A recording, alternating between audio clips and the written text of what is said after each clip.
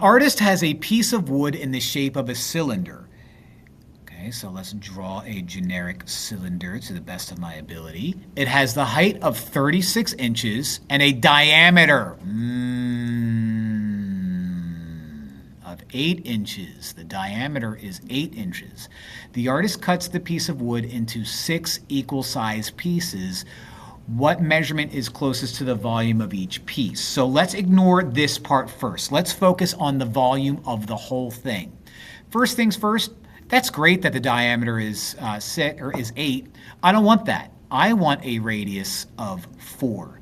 Radius is half the diameter. I want the radius of 4. I have a height of 36.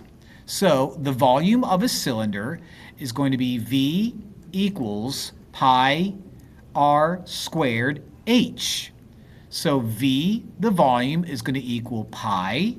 R is 4. R is 4. So 4 squared times 36.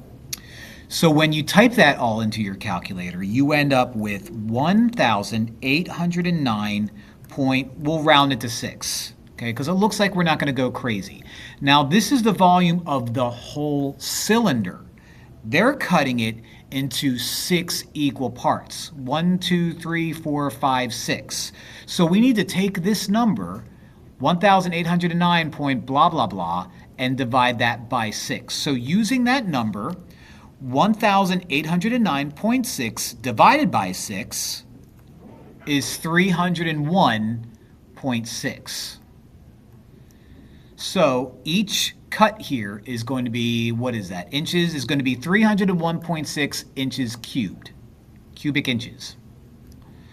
Now, since we rounded a little bit, we're going to have to keep in mind that we're going to forgive ourselves a little bit for rounding too. So even though this should round up to 302, 301 is awfully close.